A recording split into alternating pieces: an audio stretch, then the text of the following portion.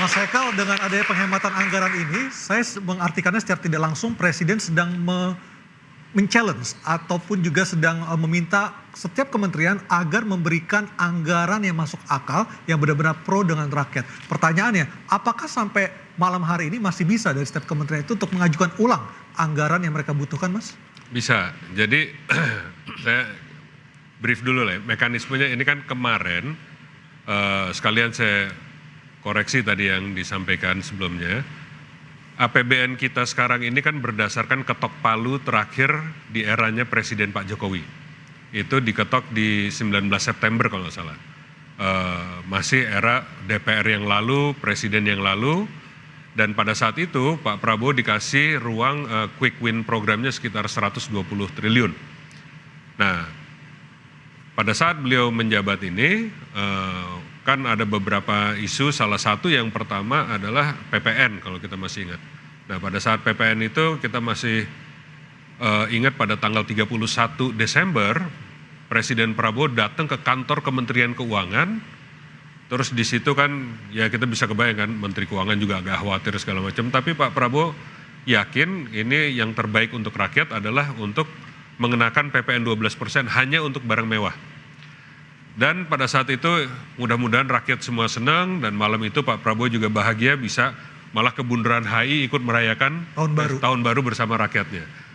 Lalu setelah itu beliau di sana kan juga terima pemaparan tentang belanja-belanja kementerian, di mana beliau lihat coba ini dipelajarilah. Di situ dijelaskan oleh Kementerian Keuangan sistem yang mereka biasa pakai, dan di situ bisa dilihat itu sebetulnya rincian sampai ke satuan 9. Oke. Dan di satuan 9 situ beliau tentu minta timnya beliau untuk meneliti setiap kementerian. Nah, di situ baru ketahuan, oh ternyata banyak sekali nih keborosan-keborosan yang sebetulnya bisa dipakai untuk penghematan dan bisa dipakai untuk yang lebih produktif. Dan sekarang masih bisa untuk kementerian melakukan. Nah, dulu kita kan di Inpres nomor 1 itu kan diberikan waktu sampai tanggal 14 untuk melapor kembali penghematan yang sudah dilaporkan ke DPR. Jadi sampai hari ini tadi semua ketok-ketok palu di DPR untuk persetujuan penghematan. Persetujuan penghematan itu adalah tidak ada perubahan program ataupun apa-apa, tapi persetujuan dari DPR bahwa program-program yang sudah disepakati sebelumnya, misalnya kayak Kementerian PU 110 triliun, disepakati adalah penghematannya kira-kira 50%, jadi sekarang ada 55 triliun misalnya. Nah, itu kita sepakati bahwa program yang separuhnya itu dibintangin. Kalau bantuan untuk perguruan tinggi gimana, Mas? Sekarang kan ada kekhawatiran munculnya ataupun kenaikan harga. Jadi akhirnya itu disepakati untuk dibekukan, dibintangin tuh kalau istilahnya itu di hold gitu kan. Nah, sebelum dialokasikan untuk yang lain-lain, tentunya masing-masing menteri ya seperti kita dengar mungkin ada yang keberatan itu sekarang tolong ajukan, tapi sekarang benar-benar dipastikan bahwa di dalamnya ini nggak ada pemborosan yang aneh-aneh. Seperti tadi saya bilang, kalau memang ini untuk kepentingan mahasiswa, untuk kepentingan pendidikan, kepentingan kesehatan, programnya benar-benar jangan diisi. Kalau kita masih ingat, saya kalau nggak salah dulu program stunting tuh, ada yang misalnya buat bantuan 2 miliar sampai ke rakyat, ongkos untuk menyampaikan program itu ke rakyat 8 miliar. Ya. Kan nggak masuk akal. Nah, yang begitu-begitulah, ini kan jadi ujian nih buat para menterinya. Kalian ya kalau ngajuin, sekarang tolong diteliti yang benar, supaya benar-benar efektif. Rupiah per rupiahnya ini nyampainya itu benar. Oke, gitu. Mas Huda silakan. Ya, ini menarik. Sebenarnya kalau kita lihat, memang pola kebijakannya Prabowo itu kan selalu pada menit-menit terakhir menyampaikan, saya ini untuk rakyat. Tapi ingat, ini kita mungkin membahas sedikit tadi karena membahas PPN 12% ya. Itu kita ingat banget lah pembahasannya itu mulai dari kapan dan sebagainya.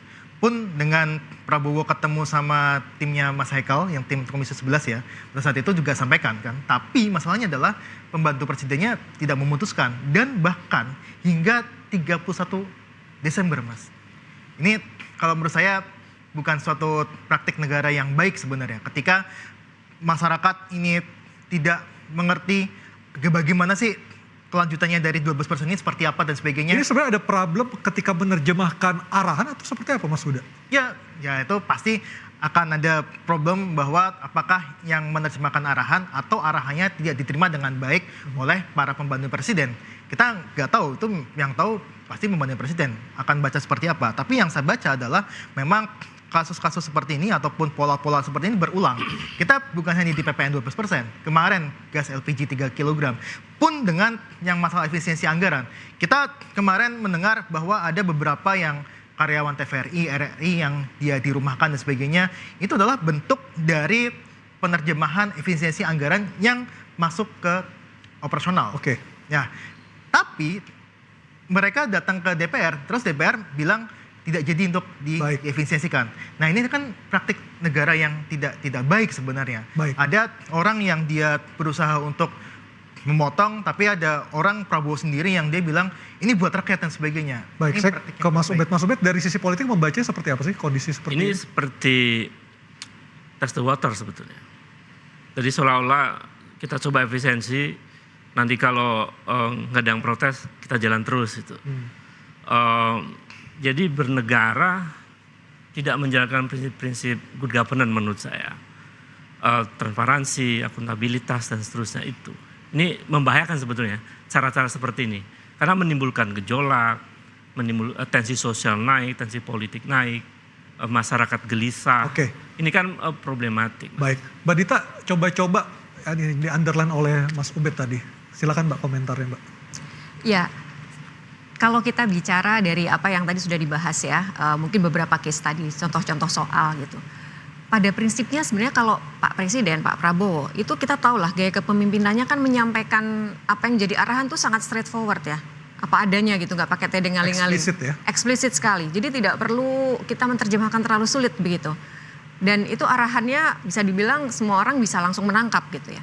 Nah memang ketika kemudian itu diturunkan di dalam tataran untuk implementasi, itu interpretasi memang sangat mungkin terjadi dinamika ya, terjadi dinamika gitu.